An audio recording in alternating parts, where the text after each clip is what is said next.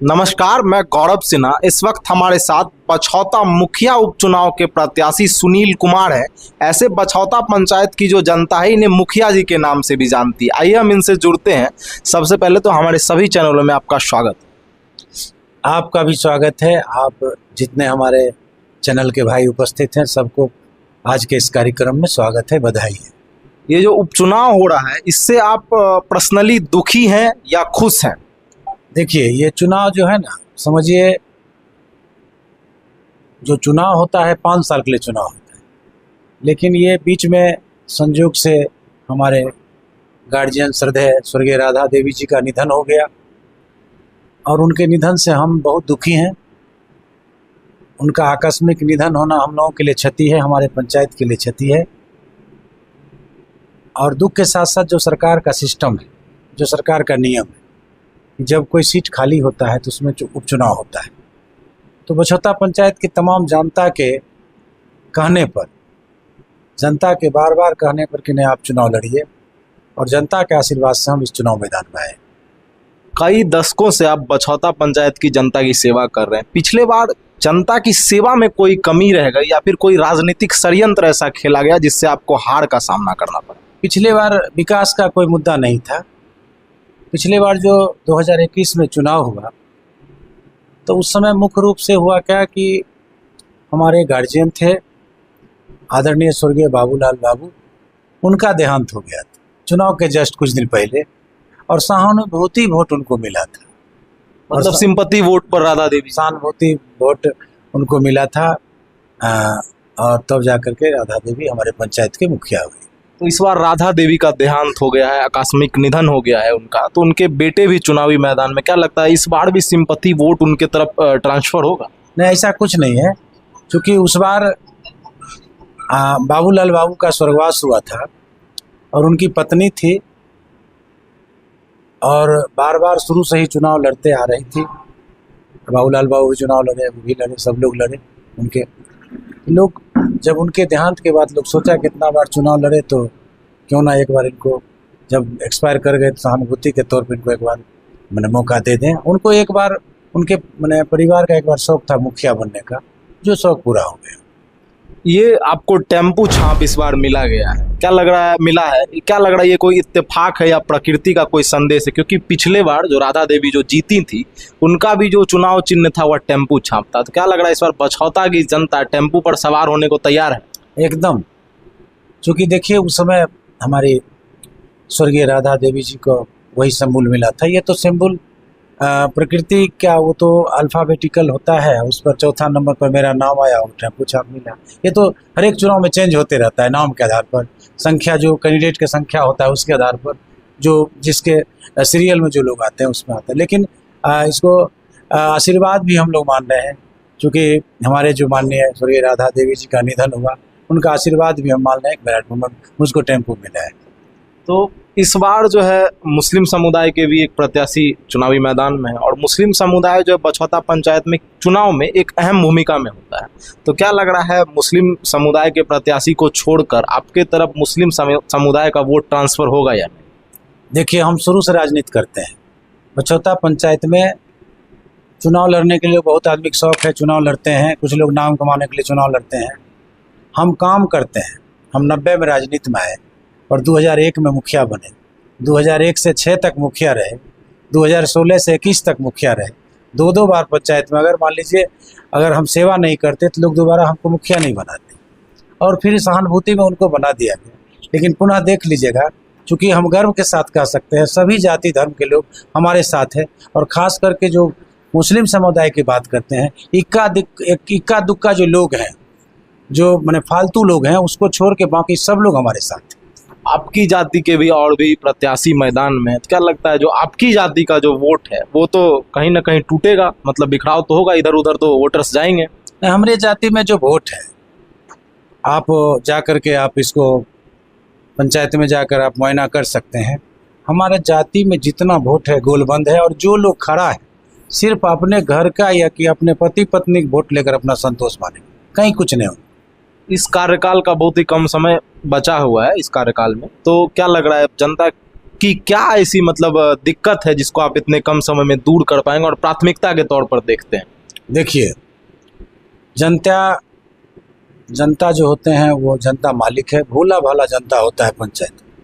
जनता को काम के साथ साथ मान सम्मान चाहिए, और जो व्यक्ति जनता का मान सम्मान करेंगे वही जनता के दिल पर राज करेंगे। और काम की जहाँ तक बात है, सरकार का जो भी सरकार का योजना होगा उसको धरातल रहना, धरातल पर रखना और धरातल पर काम करना, ये मुख्य जो मुखिया बनेंगे। हम लोग तो मुखिया नहीं समझते हैं अपने आप को, मुखिया ही बनते हैं तो सेवक के रूप में काम करते हैं। तो हम लोग सरकार का योजना को आम जन तक पहुंचाते हैं और धरातल तक लाते हैं, तो लोग को लगता है काम हुआ है। अब सिर्फ मुंह से हम कह दें कि हमारा पंचायत एक नंबर है, सिर्फ खर्चा कर देने से, राशि को हम खर्चा कर दें और सरकार की नज़र में हो गया कि नहीं पंचायत में राशि खर्चा हो गया और हमारा ग्रेड 1 हो जाएगा खर्चा करने से, तो इससे पंचायत का विकास नहीं। पंचायत का वह राशि वास्तव में सही जगह पर खर्च हुआ कि नहीं, और जो सड़क नाला या कोई चीज़ बनता है गांव में, जो विकास का काम वास्तव में मजबूती से हुआ है कि नहीं, उस काम को वह राशि जहां गया है वह राशि का वास्तव में सदुपयोग हुआ कि नहीं, वह राशि वास्तव में सही जगह पर खर्च हुआ है कि नहीं, कहीं नकली काम तो नहीं हो गया। आप पंचायत में जाकर देख लीजिए कि हम हर जगह काम हुआ है, लेकिन जो काम हुआ है, जो लोग बनाए हैं, आज बना रहे हैं, 8वां दिन, 10वां दिन, 15वां दिन, सब काम मैंने गिट्टी उड़ रहा है, रोड टूट रहा है, नाला टूट रहा है, जाकर देख लीजिए, भाई देखने की चीज़ है। सभी प्रत्याशी अपने पैम्पलेट में या चुनाव प्रचार में कहते हैं शिक्षित, लगनशील, ईमानदार प्रत्याशी हैं। तो हम मान गए 1 मिनट के लिए कि आप ईमानदार हैं, लेकिन बिहार की अगर बात करें तो ऊपर लेवल तक जो भ्रष्टाचार है दीमक की तरह चाट रहा है। तो आप अपनी ईमानदारी के साथ साथ उन पदाधिकारियों को कैसे ईमानदार करेंगे जो जनता अपनी समस्या लेके उन तक जाएगी? देखिए, इसमें ईमानदारी की जो बात की है, जब हम खुद ठीक हो जाएंगे, जब हम सही रहेंगे, तो कोई हमको कुछ नहीं कर सकता है।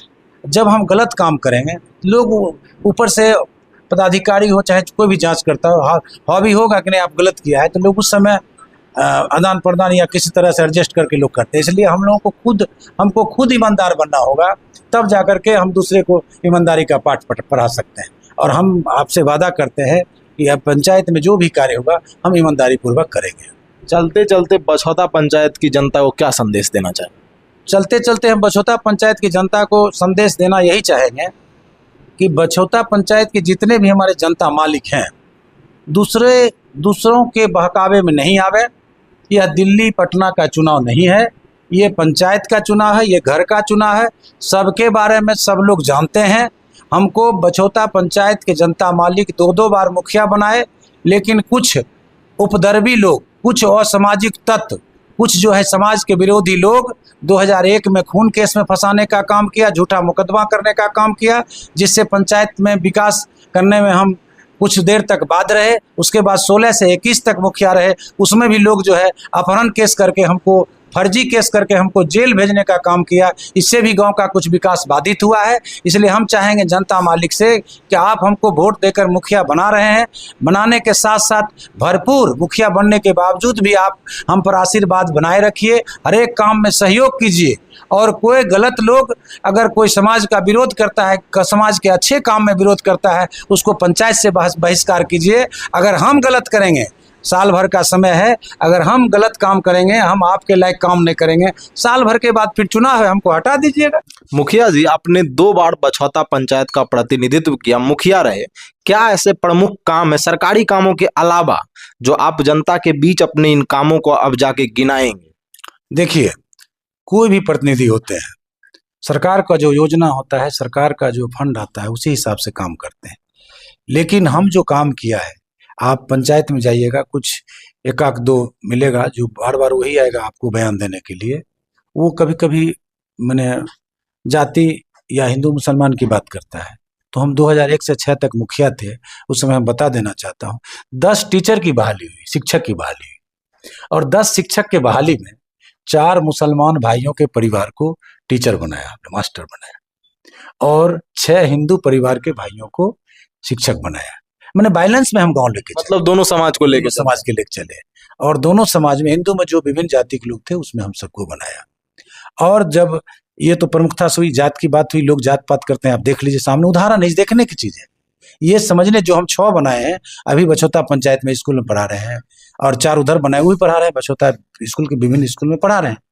और 2016 से 21 तक में एक हम कहा था चुनाव में कि जब हम मुखिया बनेंगे, 16 में हम बोले थे कि जब हम मुखिया बनेंगे तो बहुत गरीब गुरबा होता है कि आते हैं दौड़ के मुखिया जी के यहाँ कि हमारे घर में बुजुर्ग मर गए, हमारे घर में बच्चे मर गए, हमको कफन का पैसा नहीं है, जलाने का पैसा नहीं है। तो उस समय एक मेरे दिल में एक अजीब सा ये हुआ, प्रश्न उठा कि क्यों न उसको तत्काल मैंने उसको मदद किया जाए।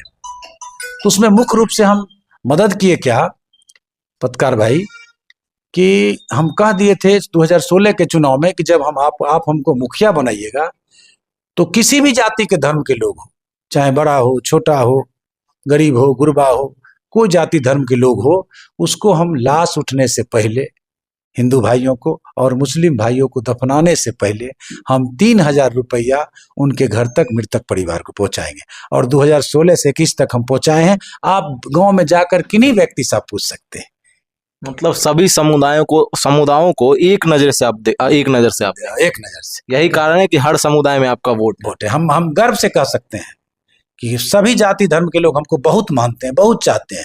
आप मान लीजिए कि अब कुछ लोग होते हैं, सब ढंग के लोग हैं समाज में, जिनको कोई स्वार्थ सिद्धि नहीं हुआ तो कुछ बोल सकते हैं, लेकिन आप जाइएगा मैंने 100 में मैंने 98%, 98% लोग, 99% लोग हमारे साथ है, और 1% लोग जो आजकल कैसा होता है आप समझ रहे हैं, जिनको स्वार्थ सिद्धि नहीं हुआ, जिनको कोई अपना पर्सनल स्वार्थ है, जिनको कोई पर्सनल हमसे कोई स्वार्थ रहा होगा और वो जो है समाज के हित की बात नहीं हुआ होगा, हम नहीं किए होंगे, इसलिए हमारा विरोध कर रहे हैं। क्या लग रहा है कितने वोटों से लीड कर जाएंगे? हम जो है अब की बार देखिए, हमको जैसा लग रहा है समाज में हम देख रहे हैं, घूम रहे हैं, और हमारा काम बोल रहा है, हम जो काम किए, हमारा जो व्यवहार है, जो हम जनता का मान सम्मान किए, इससे लगता है कि कोई नहीं रहेगा हमारे सामने में, सब 2-400 हम सिमट जाएगा। मतलब सभी विरोधी हाँफने लगे। हाँ, हाँफने लगे। गिनती 11 तारीख को गिनती बगल में देखिएगा, 9 को वोट होगा, 11 को ब्लॉक में देख लीजिएगा, आप लोग रहिएगा गिनती में। हम सबसे आगे चल रहे हैं, कहीं कुछ नहीं, सब बौखला रहा है, सब बौख रहा है, आप देखिएगा। हमको किसी से कोई विरोध नहीं है, हम जनता का काम करते हैं और जनता का आशीर्वाद लेते हैं। बछौता में गूंज उठी है, हर कोना अब चहक उठा,